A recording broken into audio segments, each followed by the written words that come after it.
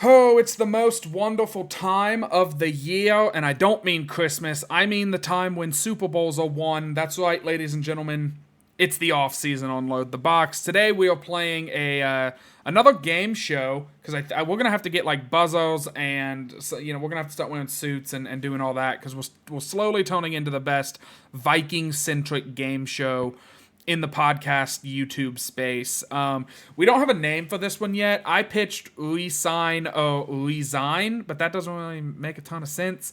So we'll workshopping it. We'll get around to it. Maybe in 2025 we'll have a good name for this game. But we're just gonna dive straight into it. We're going off of Dustin Baker wrote a lovely article. Friend of the show, Dustin Baker, wrote a lovely article on VikingsTerritory.com going into kind of like who are the free agents, who are the potential cap casualties. It's a really good article. You should go check out all of the fine folks over at VikingsTerritory.com for that. But we are literally just starting at the top of his list and going down and talking about whether or not we should re-sign these people or let them walk and enjoy those juicy fifth round compensatory picks that we might get for them. So let's start with I think it's sneaky, a difficult one, but kind of an easy one. Let's start with defensive back Chris Boyd, who is a free agent. What would you do with him?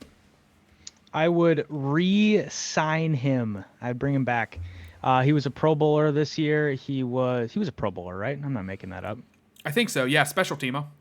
Yeah, great special teamer. He's got that dog in him. It's something that I think Matt Daniels appreciates. You got to have good special teamers. You can't just assume that you can roll anybody out there. I'd bring him back. Special teamers aren't going to cost that much money. Bring him back. He's a favorite around the locker room. He's got the dog. Bring him back. I agree. If this was like Madden, I would re-sign him. I question how much he wants to be back in Minnesota. He was kind of vocal on Twitter last season about like, I don't know why they're playing Duke Shelley instead of me. I don't get it. But if he wants to come back, I agree with you. Special teams, it's a fair. I mean, there are three phases to football. That's one of them. I would bring him back. Yep. So a really spicy one, Garrett Bradbury. You own his jersey. He's been here for 4 years. The jury's kind of still out on him. What do you think? It depends on the deal. If he wants to take a little bit less money, I think, you know what? No, I wouldn't bring him back. I wouldn't bring him back because I'm afraid that he has 3 years of just not good pass blocking, and then suddenly he had one solid year of pass blocking, but it still felt like when he went up against the elite of the elite, he kind of got bullied a little bit. So I think it's time to find like that 600-pound center that just cannot be moved. And oh no, he can't get to the second level as dependably as Bradbury could in the run game. I don't care. Let's stop letting Cousins get massacred up the middle. Yeah. I'd let him walk. It's the pass first offense. You got to have a pass blocking center. Yeah, I agree. Let's go to the defensive line. Let's get back on the defense. Jonathan Bullard, defensive lineman. Let him go. He's a free agent. Yeah. Let him go. I mean, no disrespect. It's just he was a guy. You can get a guy in the draft or, some scrap heap guy in free agency if you need depth. Let's move on. Yeah, I agree. Well, here, since we didn't really have one, I'll let you take the lead on this one. I'll let you get the most electrifying position in sports. Andrew DePaula, the long snapper. Resign or let walk?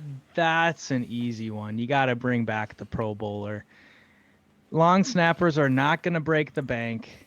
You got a guy who's got a potential, captain C on his chest in his future. The locker room loves him to death. He's a leader, and he plays, 15 snaps a game. And he's he's a guy you want to bring back. I think it's kind of a no-brainer. Yeah, I agree. Also, I really enjoyed whenever we covered the Vikings Pro Bowlers, getting to put up like Danielle Hunter, Justin Jefferson, Kirk Cousins, a guy who looks like he sells insurance and is going to a Halloween party dressed as a Vikings player. Like it was really cool getting to see him make the Pro Bowl. That was a lot of fun. How about Ben Ellefson? He's a tight end who's been around for a little bit. He's gone. backup to the backup to the backup, but He's gone. I think you can find yeah. those are 100 Ben Ellefsons that are declared for the draft right now. A lot of them are going to be playing in the XFL and the USFL. If you really want a guy like Ben Ellefson, maybe you want someone who's played in a few games, go sign the best XFL or USFL tight end to be a backup to the backup to the backup. He's not. Yeah. No shot. So do you think the Vikings need to get any more, depth behind Hawkinson? Because, I think we all assume Irv Smith is gone, and we'll talk about him later, I guess. But I think we all assume Irv Smith is gone, and I guess Johnny Ment, he'll still be around, right? He's Yeah. still under contract, so Yeah. I mean, it's probably enough. Nick I wouldn't Muse, mind maybe? if they went and tried to find like a sixth or seventh round, maybe even a UDFA, like just like kind of a pass catching tight end. Maybe you find something special there, but like I think Munt is clearly a blocking tight end who sometimes will catch a pass, unexpectedly. But you've got T.J. Hawkinson. I think that it's pretty clear he's your guy. Yeah. Let's see. Next up on the list is this is a name that I feel like we do not talk about at all anymore. BC Johnson is a free agent finally. Does the BC hype train finally end, or do we bring him back for one last ride? I think to no fault of his own, it's time to let him go. I mean, it's really too bad because he was trending in the right direction. He was trending towards being the Vikings' fourth wide receiver last year, and he tore his ACL. Second year in a row that was just derailed by a bad leg injury, and it's too bad. He had flashes, and he was a smart guy, and he was a good, a good heady player that you like to have on your team. And especially, you always need savvy receivers, but I think for a guy that you've hardly seen on the field, you got to let him go. I think if you're going to sign a free agent, go get a different one. It's too bad, but I think it's time to move away from the BC hype train. Yeah, I think something that's similar with a lot of these names is it kind of feels like we're saying like you can find these guys a lot cheaper than the veteran minimum as UDFAs. Just go that route. Historically, this team is very good at that. I think BC Johnson is I think he's gone, and that's sad. Yeah. How about a spicy one? Get the fans all riled up. Greg Joseph. He had some mammoth kicks. He has the franchise record 61-yarder, but he misses a bunch of extra points and just kind of drives us insane. What do you think? I still maintain that the Vikings kicker should have been Kai Felbath every year since 2017. I don't care. He was perfect on field goals, but he missed 5 extra points, and I was like, okay, but did you watch him in the Saints game that year? He was just draining 55-yarders to keep us in that game. What are we? Greg Joseph can walk, in my opinion. I'm hesitant to say that because, there's not a ton of elite kickers, but maybe you draft one and you don't cut him after he misses 2 kicks, like they did with Daniel Carlson, and then he goes on to be an all-pro kicker. Maybe you draft one, maybe you find somebody. Maybe there's not a ton of interest in Greg the Leg, so you just bring him back. And, you say, okay, well, we tried, we tested the waters elsewhere, we'll bring you back. But I say let him walk initially. Maybe we sign him, in training camp. The coaching staff seems to love him, but, that could just be talk. I like the idea of bringing in a rookie kicker, maybe a 7th-round pick or something, and or an undrafted free agent or something. Give him some competition. Even bring Joseph to camp. Let him try out. But get somebody else in there at least. Yeah, absolutely. And now I think we talk about. I mean, arguably, I think there's 2 or 3 legitimate starters on this list, and one of those legitimate, I think, starters is Alexander Madison is a free agent, and he will be toting the rock somewhere. Will it be with the Vikings after we get rid of Dalvin Cook? Is he the Dalvin Cook replacement, or is he going to go to Buffalo? This is a hard one. Goodness. I'm thoroughly convinced the Vikings are going to go running back by committee next year. They're not going to get somebody who's going to be a bell cow. I think that's pretty straightforward. So do you have, Ty Chandler paired with Alexander Madison sort of as your kind of 1-2 punch? I mean, in my opinion, it's either going to be someone like Boston Scott from Philadelphia or um, Alexander Madison. So this one, gosh, I don't even know what the answer is on this one. I think maybe just because Kirk Cousins really likes him, he's back. It's hard to really know. I think the Vikings need two competent running backs. I think what we've seen from Ty Chandler is that he's going to be a good player. So, maybe we pair him with Madison and roll that way. I don't think it'll be that expensive, so we can probably bring him back cheaply. But I don't know. Do you have any thoughts on that one? It's kind of a tricky one in my opinion. Very quickly, I will say let him walk because while I don't think he's going to command, the biggest running back salary in the league, I feel like running backs in today's day and age, I made a joke last week about like, yeah, find a guy that hasn't, that has fresh legs, use him for like five years, throw him in the dumpster. That's kind of what you do with running backs nowadays. And Alexander Madison, he's been a backup, but like now he has to be paid, and so I think he'll be like the high middle end, like the upper middle class of running backs. And I don't know that we want to pay him that because like every dime counts, and like that might be money we could be using to like keep Zadarius Smith a Viking Yeah. this season. And I would rather do that than sign Alexander Madison when again we can spend a third or fourth round pick on a running back and I think get similar production because you can find really good running backs that way, and that's if you don't even like Ty Chandler. So that's kind of Yeah. my thoughts on it. What do you think about Nick Mullins? He was our training camp preseason quarterback two savior. I guess not training camp; it was late preseason, but he saved the quarterback room, so to speak, when both Kellen Mond and Sean Mannion were cut loose into the wind. Is he coming back? He's a free agent. No, I don't think he is. Well, I struggle with this because he might. He might be a guy that comes back, but no one's gonna be looking for Nick Mullins to come save their franchise. Yeah, he might get a backup job somewhere. But I think the Vikings might have a young quarterback on the roster backing up Kirk Cousins this season. And yeah, I kind of say that every year, but I legitimately think there might be a second or third round pick as the backup this season, set to take the reins from Kirk next year, and we kind of see what happens. So I don't think Nick Mullins is back. Yeah. It's especially in that scenario, there's no need to have, a backup to the backup. You can have a practice squad guy, and that doesn't need to be Nick Mullins. Yeah. Oh, it's my turn. I'm sorry. Let's talk about Patrick Peterson. One of the other starters that is on this list. We kind of touched on him in yesterday's show as well. Patrick Peterson. Are you bringing him back, or are you letting him walk? I think I'm going to let him walk. Yeah, I think for me, it's mainly an age and a scheme thing. I mentioned on the other show earlier this week that, his savviness and his ability to just make plays and react is something that you want to have when a defense is predicated on getting pressure with the front 4 to 6.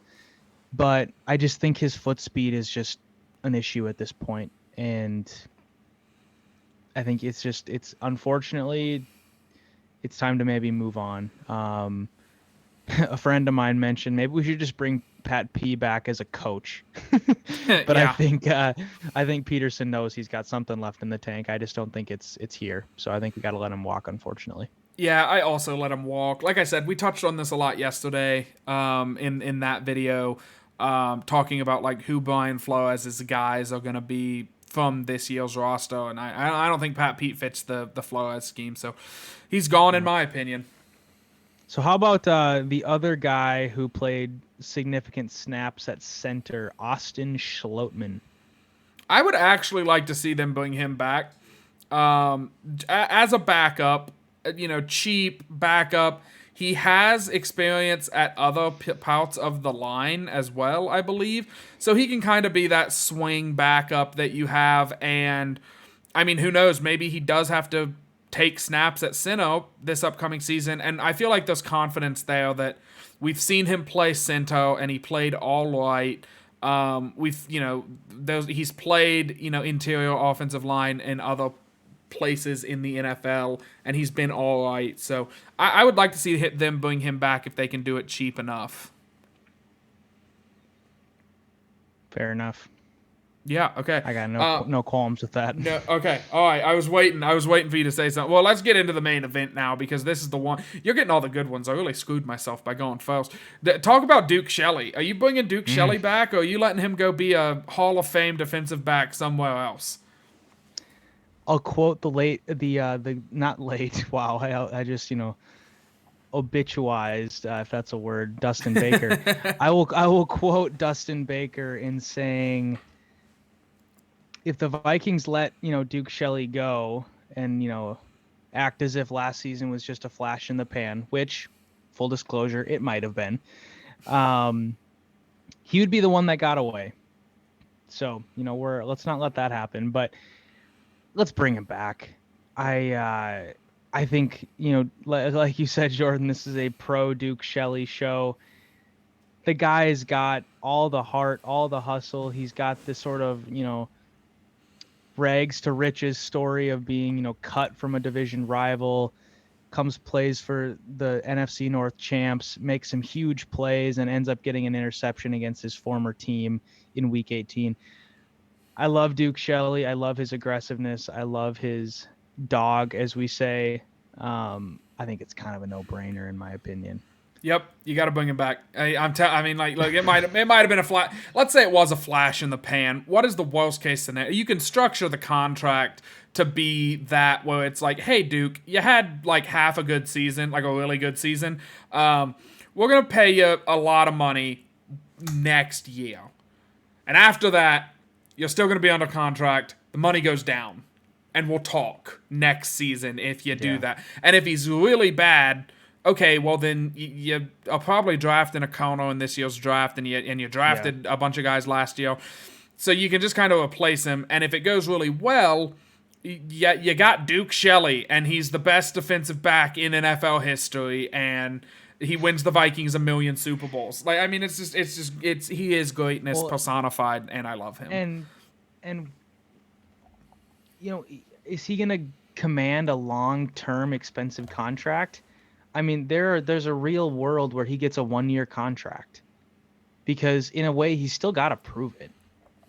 6 games isn't really enough to prove that he belongs in a lot of ways. Unfortunately, because he played great, but like the Vikings could very reasonably say like, "Hey, Duke, we love you, but we can't, guarantee you for more than 1 season because we got to see if what you have is real." So, yeah. I think a 1 or 2 year deal is very reasonable. Yeah, what do you and think about? Go ahead. I was just gonna say, he doesn't strike me like on Twitter and in interviews and things like that. He doesn't strike me as the kind of guy who is like, "F you, pay me, I don't care." I do think that there is some of that, like, "Hey, Minnesota, you brought me in off of Chicago's practice squad.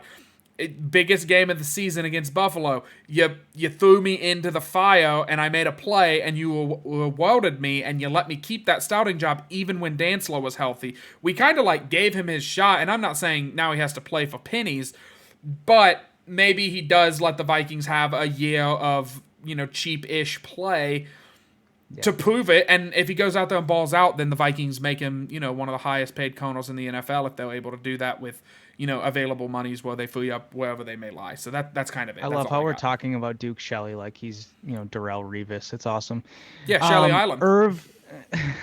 Irv Smith. I think this is a simple one, but what do you think? Yeah, we can keep this one. So we talked about Duke Shelley for all that time. I'd rather just like subvert this time to more Duke Shelley talk. Oh, Smith's not coming back. He can't stay healthy. Had that drop against Philly. I mean, like, well, he's gone. He's gone. Yeah.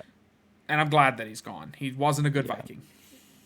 And it's too bad because he had promise. He had all the hype in the world, but he hardly got to see the field. And similar to BC Johnson, a lot of that's not his fault. But when he did play, he didn't do enough to where you can justify bringing him back. So you already got Hawkinson in the building. Move on.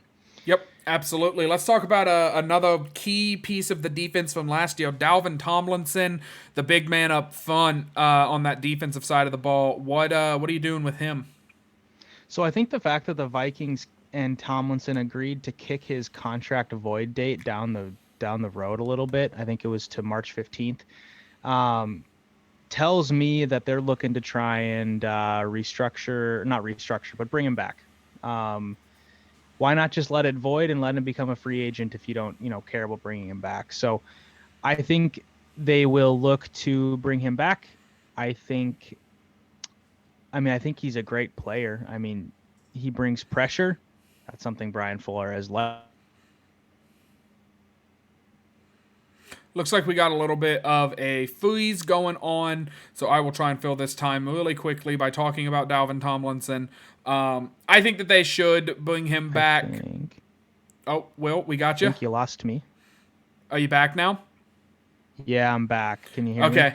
Yep, we missed all of what you said. I started giving my thoughts on Dalvin Tomlinson. To keep my thoughts short on him, I said bring him back if the price is right, but I'm not trying to pay out the wazoo for Dalvin Tomlinson. I'd rather keep the guys on the edges than on the inside, and draft a guy on the inside because this is a really good draft class for that. What were your thoughts on Yep. Dalvin Tomlinson?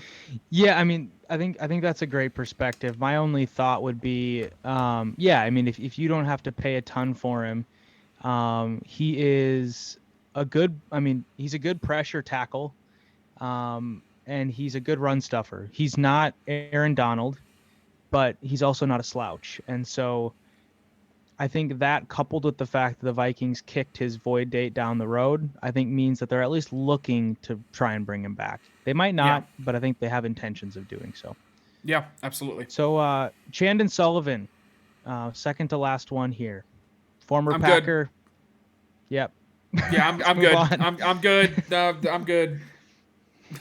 Void the time I for think Duke Shelley again. Yep. like, Yep. uh, And if we want um, somebody to play in the slot, like I said, let's give Cam Bynum a shot.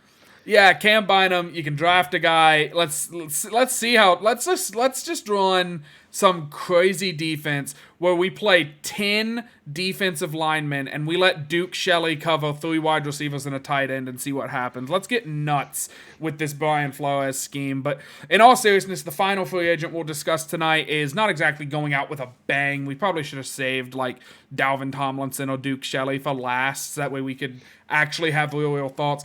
Ali Udo led the league in holding penalties, I believe, the one season he stouted Poor for the guy. entire season. Yeah, I mean, it wasn't fair that Vikings fans hyped him up as if he was like the next, Steve Hutchinson playing right guard. And like, they really put a lot of hype on him for some, like, I think he was a 7th round pick or UDFA. Like, he was a very late, if even at all, selected guy. Do you think they should bring him back, like, cheap, or are you good with just letting him walk? I think he was better this year than he was in years past. Again, he didn't have to see the field as much.